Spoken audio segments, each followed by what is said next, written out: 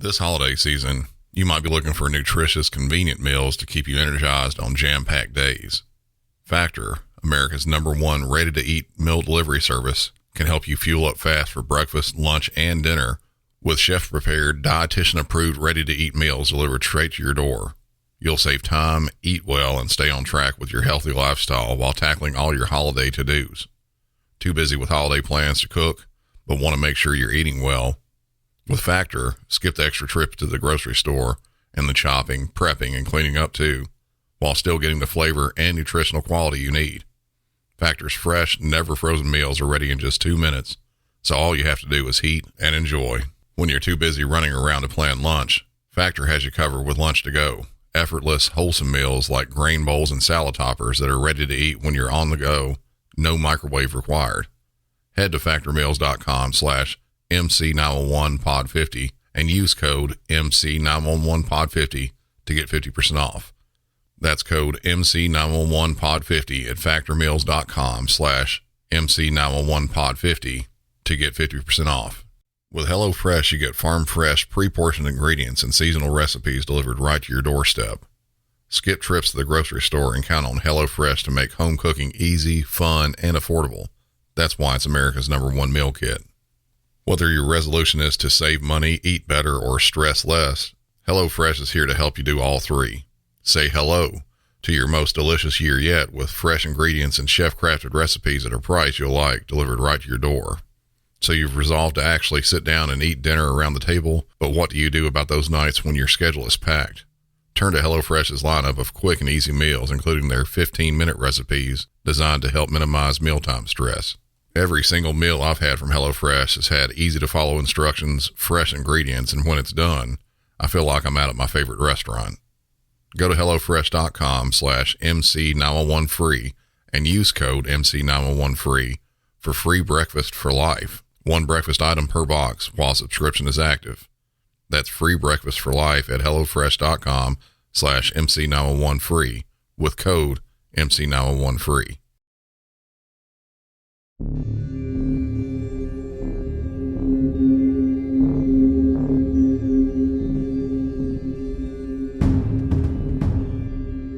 In this episode, I have a lot of 911 call and police audio. It's some good stuff. Pretty wide range of things as well.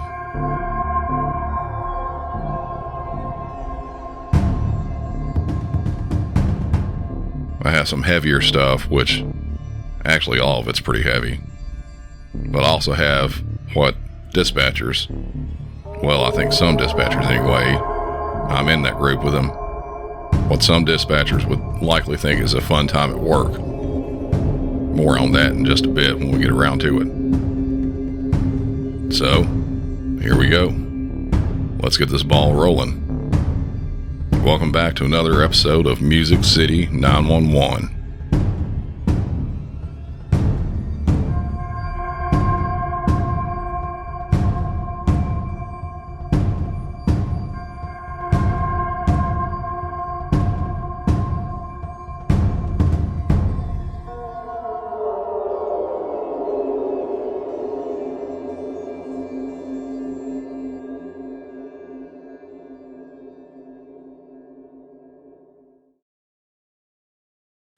After 911, what's the location of your emergency? We're at King School, we're at the I Promise School in Akron, Ohio. Okay. Our friend just got knocked out. Okay. We don't know what to do. What is your name? My name is Ephraim Stefanko. Okay, is there a fight happening there now? Hey, man. We're sorry, man. We didn't mean it. Sorry, what was that? Is there a fight going on? There was. Okay, are the other people still there? Yeah, it's all good. It's okay, though. It's cool now. Okay. Is your friend unconscious? Yeah. Is he breathing? Is he breathing? Yeah, he's breathing. Okay. Are you with him now? Yeah. How old is he? I'm not trying to fight, though. How old is he? I can't. How old is he? Hello? He's 17. He's 17? Hello, are you still here? That's where this call ends. This call, it was one of the heavier ones. What you hear in the call really isn't all that bad. Almost all agencies and dispatchers individually will get a call like this pretty much every day. A call for a fight. Why the fights we get calls on start out, a lot of times we don't know. Sometimes a caller may tell us. It could start out as a full-on road rage incident. Maybe two people accidentally collided their vehicles on the road and both got pissed off about what happened, and they started throwing them hands. Then you have the bar fights. Anything could happen like that.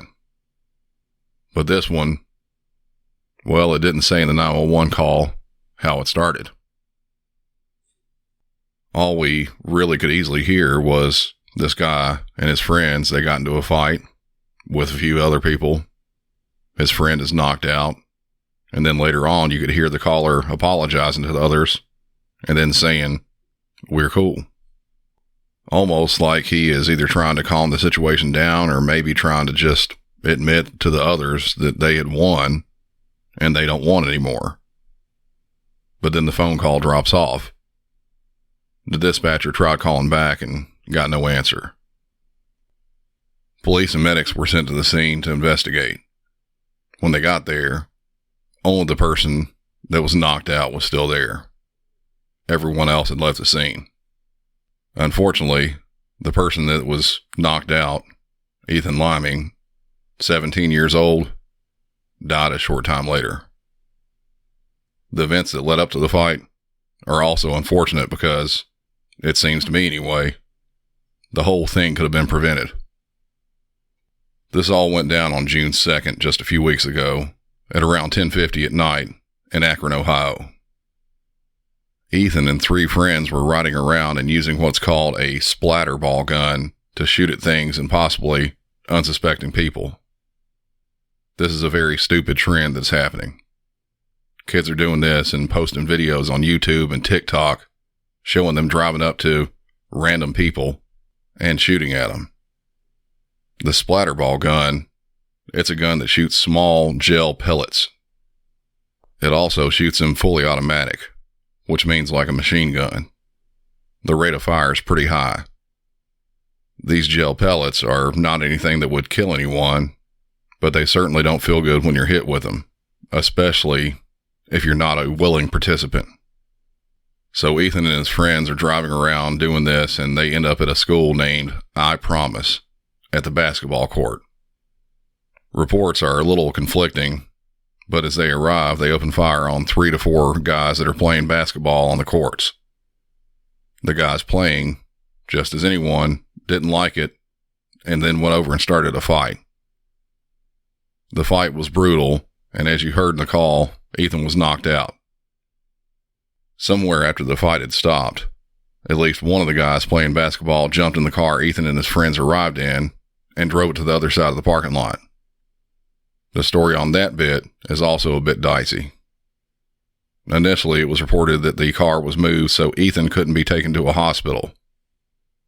Later, the lawyer for one of the suspects said they moved the car so the others would have to wait for police, even though they and Ethan's friends all left before police arrived, which was within 3 minutes of that 911 call coming in.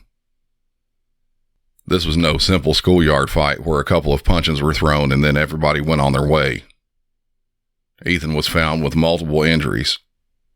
The medical examiner ruled this a homicide due to blunt force trauma. The injuries included a black eye, a laceration to his head, a broken occipital bone, which is a bone at the base of the skull that connects to the spine and is meant to protect the lower region of the brain, as well as chest trauma, like he was either kicked or stomped repeatedly or hard enough that it left an imprint of a shoe on his chest. 3 suspects have been arrested in this, all between the ages of 19 and 21 years of age. No word if there was a fourth suspect involved. The charge is murder, as well as felonious assault. All have pled not guilty. There are some very divisive thoughts on this from me and probably a lot of others in general. Should Ethan and his friends have been out late at night shooting random and unknowing people with this splatterball gun? Absolutely not. Playing around or not, the guys on the basketball courts didn't ask to be involved in this. Fights have started over far less before. If this would have been a simple fight, we probably would have never heard about this. But it wasn't a simple fight. The other bit about this that jumps up in my mind, just like I said before, this wasn't some quick brawl on a basketball court. The fight ended up with someone getting killed, and pretty brutally killed. For me, I said early on that this could have been prevented. If Ethan and his friends wouldn't have been out shooting people with this splatterball gun, this likely would have never happened. But does it give excuse for Ethan to be beat down and killed? Not at all. None of it should have happened. I'm not excusing either side on this one. The charge of murder, I'm not sure if this will sit with just the amount of info I've talked about. I'm not the prosecutor, and I don't have the in-depth details police have.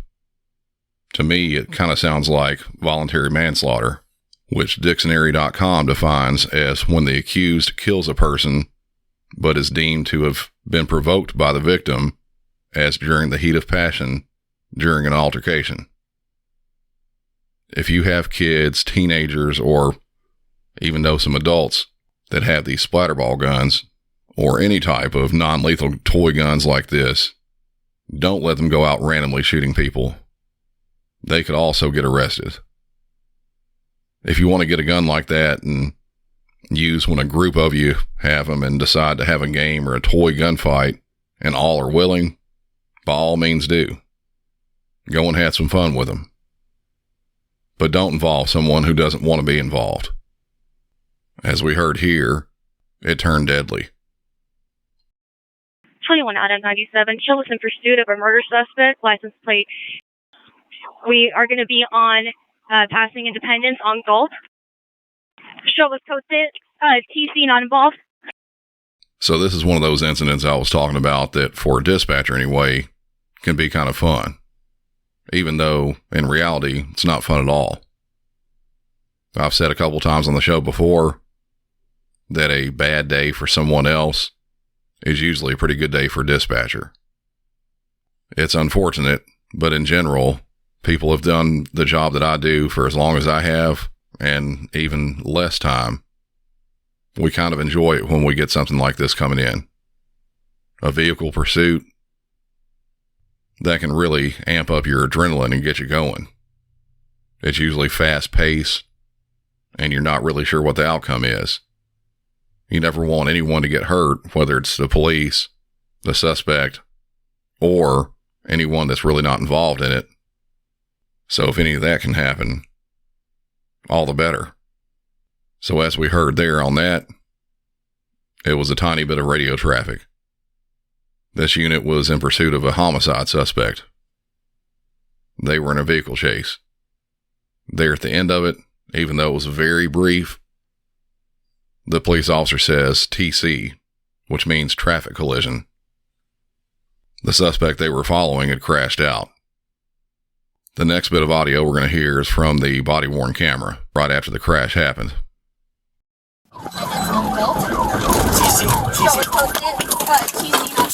Hey, stay in the car! Stay in the fucking car! Now! Hands! Hands! Hands! Get in the car! Get in the car! Get in the car!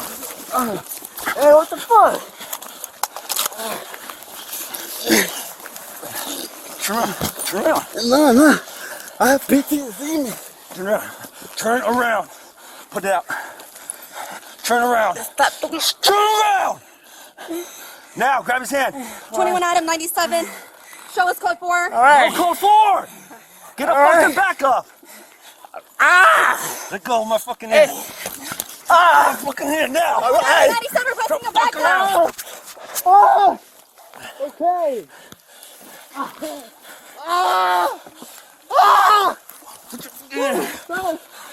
Okay. Now, give me the other hand. Put it on your fucking back. Independence. Oh. Hey. Oh, come up. Ah. Come on. Hey. Stop! Now! Okay. You're getting a fucking another one. I'm gonna knock your freaking teeth out. Okay. Stop fucking moving. My eye.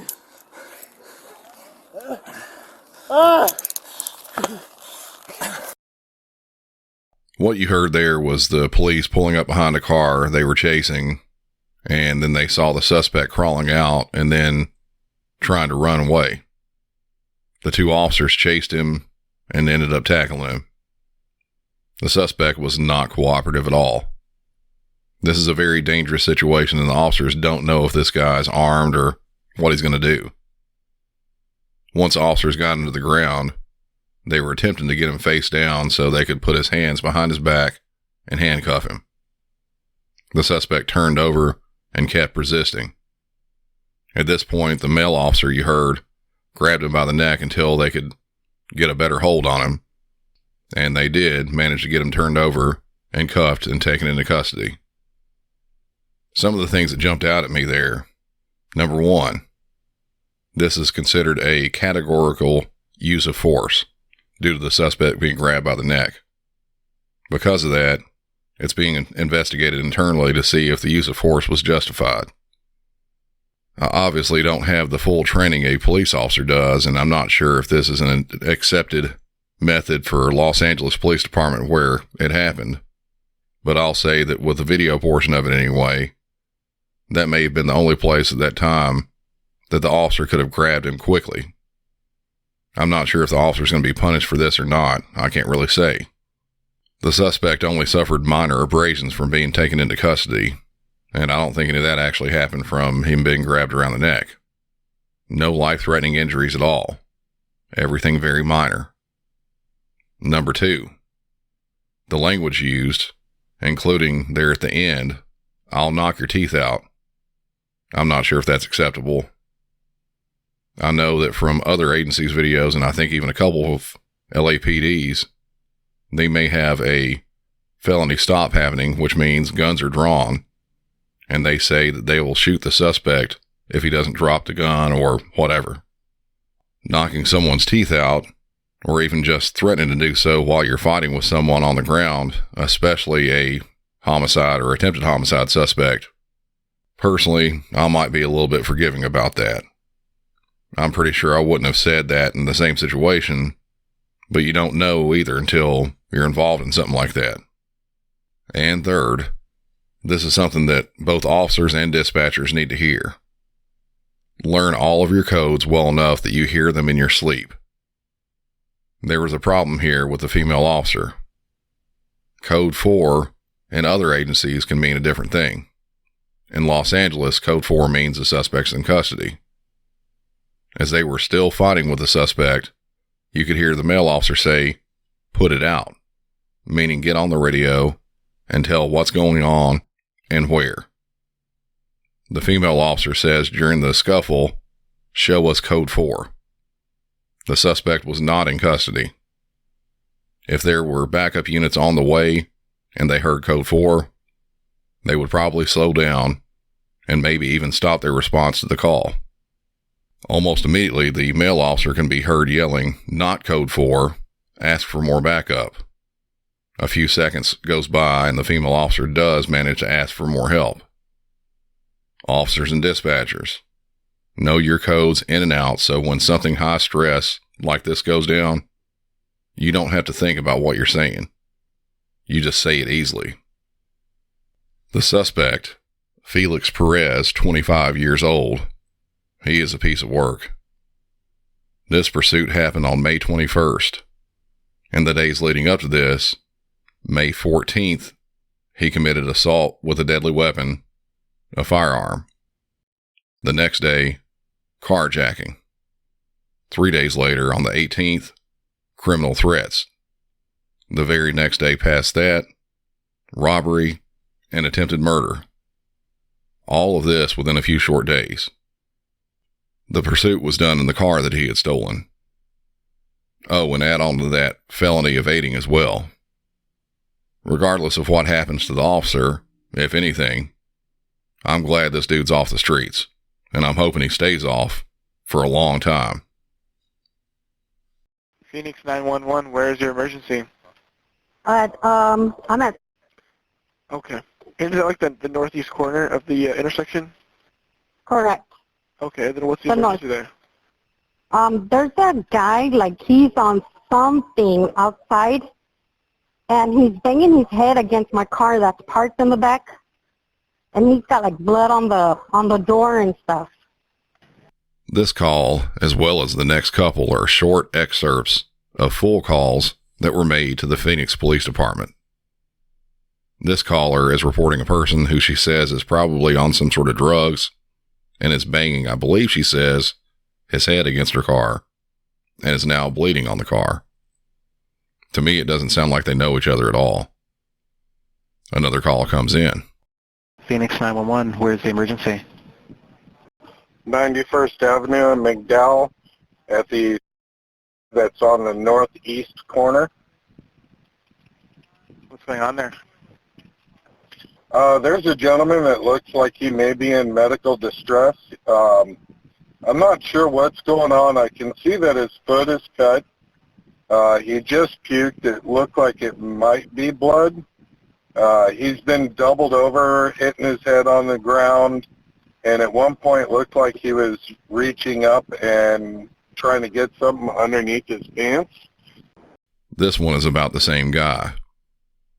The caller is saying that he has cut his foot, vomited, and he may have vomited blood, and was banging his head on the ground. It just keeps getting both worse and weirder. And then another call comes in. Phoenix 911, where is your emergency? North 91st. North 91st Avenue? Correct. Okay, what's going on there? We got a gentleman that is absolutely naked. He is squatting down between cars. Looks like, he's obviously on something, beating the ground. At one point he was on the ground, which I have no idea how you can do because it is very hot today. It looks like we've got officers going out there for somebody that was vomiting. Is this the same person? I have no idea. It's an African-American male. He's got a shoe in his mouth currently, pants around his ankles. He's wearing white sneakers. Can't tell you how tall he is because he hasn't stood up. He's pulling his own hair. Now saying he is naked and sitting on the ground, still obviously on something in regards to drugs. On all these calls, they redacted the exact address and name of the business, but this was going on in the parking lot of a gas station there in Phoenix. It's June in Phoenix when this happened. It's stupid hot there. I looked it up, and the low temperature overnight was 88 degrees. That was the low temperature. This looked like it happened right in the middle of the day. The high that day was 111 degrees. Can you imagine sitting or putting any part of your bare skin on concrete that's been baking in the sun in 111 degree temps? Concrete and asphalt in direct sunlight can be anywhere from 55 to 70 degrees hotter than the same in the shade. So this, what he was sitting on, could have easily topped 180 degrees, and it could have burned him very quickly. Police and medics responded to the scene and immediately, for the safety of the officers and medics, handcuffed the man and then moved him over to a shaded area so medics could check him out. Here's some of the audio from the body-worn camera of one of the officers that went in. Down on the ground, Phoenix Police. I'm gonna wait. I'm gonna wait until the next few days here. He's definitely pretty old, some sort of 237.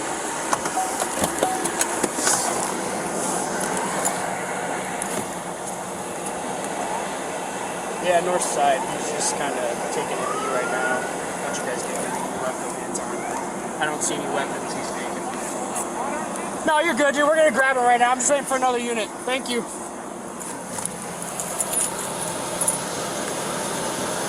I'm trying to get something back.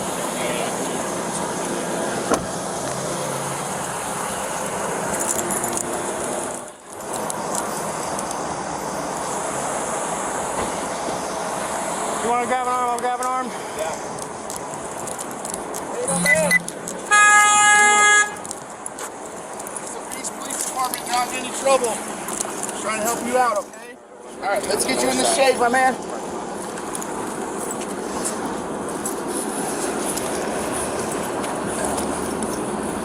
So I was gonna stalk him.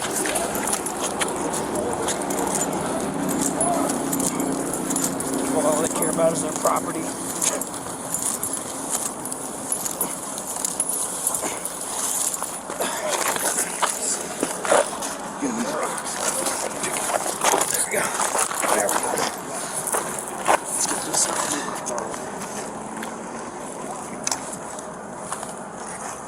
Hey, bud, what's your name? Hey, what's your name? Without any type of bad incident or any type of resisting at all, police did handcuff this man and move him over to the shade where it was much cooler.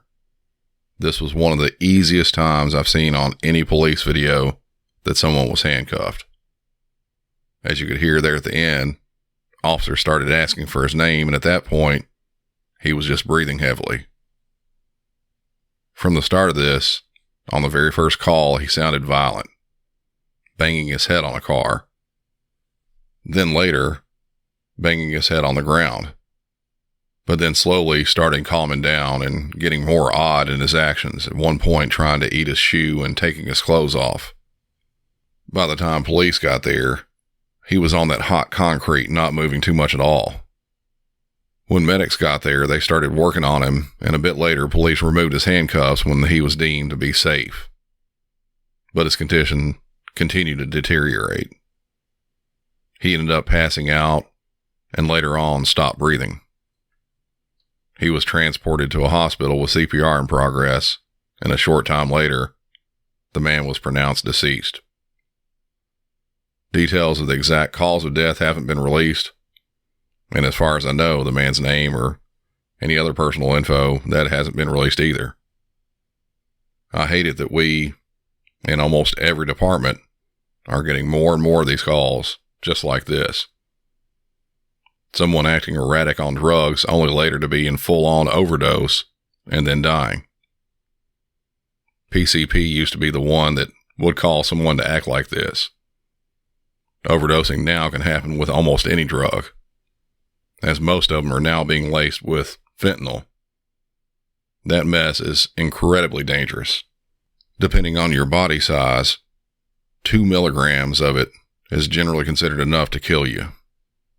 That is a tiny, tiny amount. To give an idea of what size that is, if you have a penny on hand, take it out and look at it. Inspect what's on it. Look at the picture, the letters, the numbers. The date printed on the penny, which is just a year, with 4 numbers. Just those 4 very small numbers. That's about the size of a potential lethal dose of fentanyl.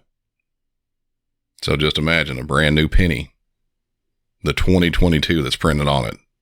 Just those numbers, 2022. That's how much it takes. You can easily put that in anything. Heroin, cocaine, even just a joint. Every single day, multiple times a day, we get calls for overdoses. I'm not sure how that can stop. But I can tell you, any dispatcher in America, and likely the world, is now well versed in when a call is involving an overdose. This next incident, we go back to LA. While their body-worn cameras have some really good audio, their in-car cameras, I'm reasonably sure that they've recycled theirs from probably like the 1980s or 90s. The quality's not great at all, either in their video or audio. Where's he at? There he is. There he is. Vehicle now westbound Beverly from Lake. 91, we're going to be primary. The vehicle westbound Beverly. There should take over block that. Air 3, we're overhead, available for tracking.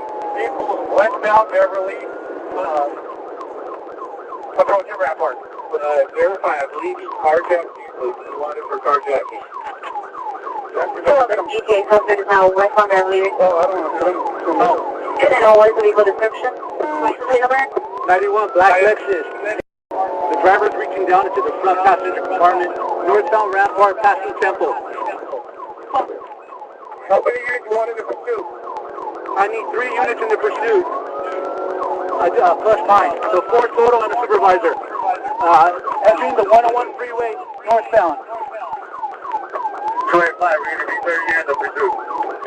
Witness was called to be found by 209 was in pursuit of a 211 suspect. Approaching on the 101 freeway northbound. What? Number 2. Hey, verify he's airship. He's going to be armed dangerous carjacking. So to be armed dangerous. Oh, yeah, no. Air 3, copy that. Vehicle is exiting the 101 freeway. Good driving partner. At Alvarado. CC, please. 49, I'm authorized to 50 to pursue the supervisor route. Vehicle entering the 101 south from Alvarado. In the far right lane. Get off. He's on into the 101 from Alvarado. Slow down. This is a 50 unit in the pursuit. Suspect is considered armed and dangerous because of black. Slow down. Exiting Glen Hill from the 101 south approaching Temple. No, you can't. Good drive. Vehicle's not suspected Glendale. From Temple.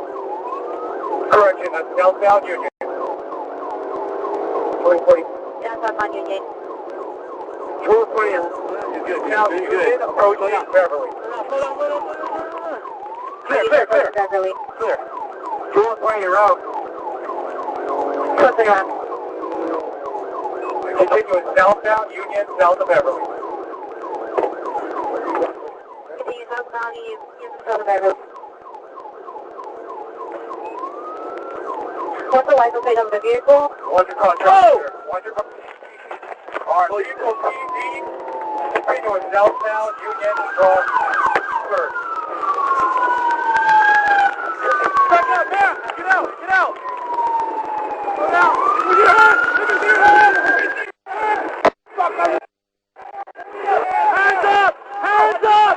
Hands up! Drop the gun!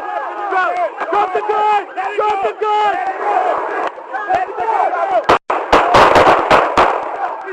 He's fired! Gun in hand!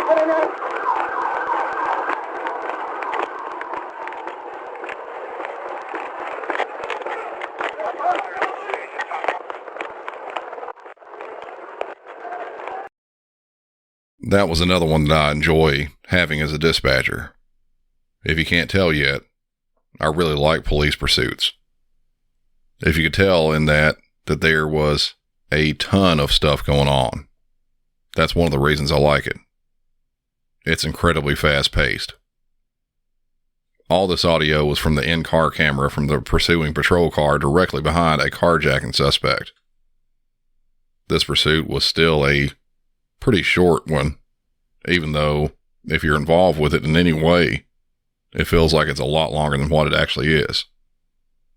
In this, even though it's difficult to hear with the poor audio quality, they're running at very high speeds in and out of some heavy traffic, and while doing this, the officers, along with their police helicopter, are calling out the pursuit locations, and doing so pretty rapidly. There at the end, the suspect tries to drive through a red light at an intersection and hits a couple cars, making his vehicle inoperable, though it keeps rolling until it finally wrecks out again and stops completely. The suspect then crawls through the passenger side door and gets out, but remains for some reason standing there by the open door, leaving his right arm inside the car. He's holding a gun. It almost looks like he's trying to decide what his next plan of action is, And I can't tell if he's wanting to try to shoot it out with the officers, drop the gun and give up, or just run away. After giving him command several times to drop the gun, he finally decides to pull the gun out of the car, and while doing so, he muzzle swept a couple of the officers, and at that point, that's when the officers open fire. They all miss, and the suspect puts the gun up in the air and then runs off, gun still in hand. That last bit, as well as the foot pursuit afterwards, was caught on body-worn camera, which has much better audio. Ladies, now tell me something you something. Get out of the car! Get out of the car! Get out of the car! Let me see your hand! Let me see your hand! Get out of the car! Let me see your hand! He has a gun! He has a gun! Drop it! Drop it!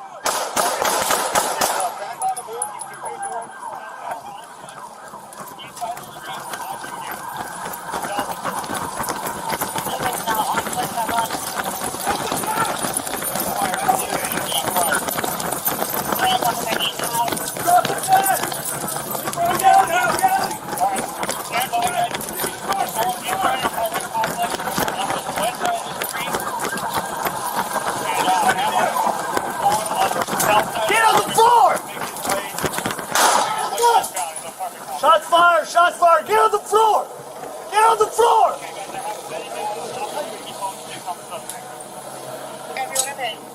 Two locations. Let's go. Fire Put your hands on the side! Put your hands on the side! Put your hands out to the side! Don't move! You ready, bro? Yeah, I got you, bro. Outside of the apartment complex. South Union. And then, hold your phone suspect. Apartment. This one's right here, bro. Yeah. 25. You can show call 4. Suspect gonna be in custody. We're gonna be on Union Ave. Get an RA. 25. Let me get an RA. The suspect runs off and runs in a small alleyway beside a residence, and when officers turn the corner, they see the suspect has dropped the gun, but immediately tries to pick it up. The last officer took another shot at him, again missing him, but at this point, the suspect just gives up. A security video on the side of the building there shows that as the suspect is running down that small alleyway, he tries to throw his gun on top of the roof of the place. The gun did not make it up there, and that's when he stopped and tried to pick it up again, and at that point, the officers rounded the corner, taking another shot at him. The suspect in this is 43-year-old Jamie Vendavel. He was taken to a hospital for injuries related to the vehicle collision. He was also wanted for assault with a deadly weapon, carjacking, and in addition to that, a fugitive warrant with the United States Marshals. They added a few more charges onto this as well after all this went down. 3 counts of felony carjacking, 1 count of felony evading, and 1 count of felony hit and run. Like I said, I do like a good pursuit, and I like it a whole lot more when officers are not hurt and the suspect gets in custody. That's going to wrap this one up. Before I go, I have a trailer for another show for you. This one is done by a couple of friends I met at CrimeCon, and the show is legit from top to bottom, I got to tell you. Have a listen to this.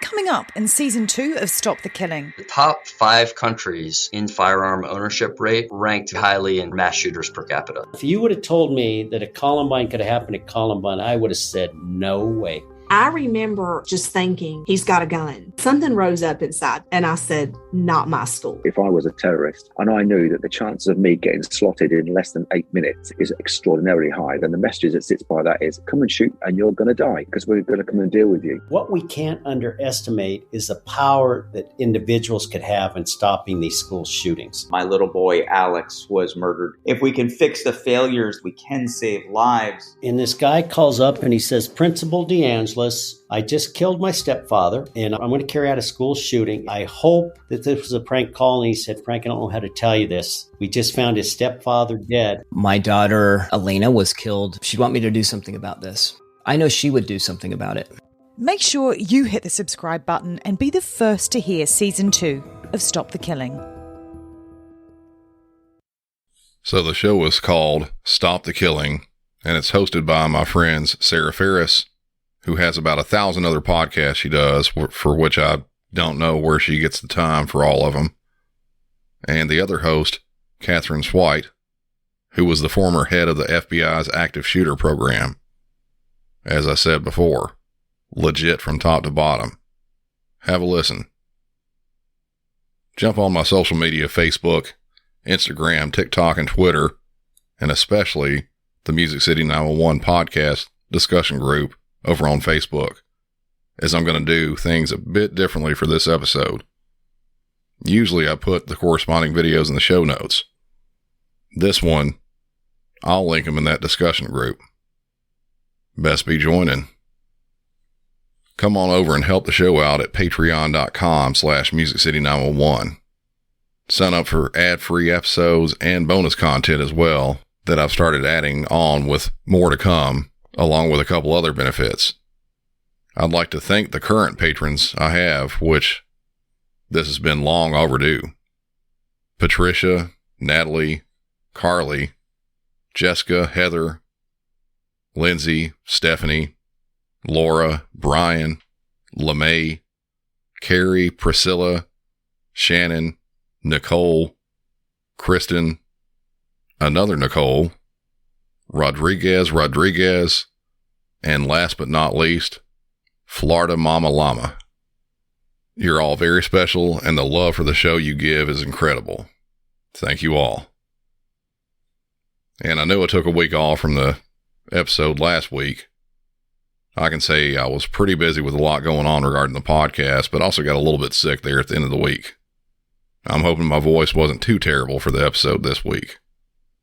Luckily, before all that hit, I got a very unique opportunity. I was on Court TV discussing a case right here in Tennessee. It was pretty exciting, and I'm hoping I get the same opportunity again soon. I'll link that in the show notes, but if you're already a member of the discussion group, you would have already known that. With all this content, I wonder if I should join the group. Hint, hint. So until next time, for Music City 911, I'm Brandon, and y'all have a good one.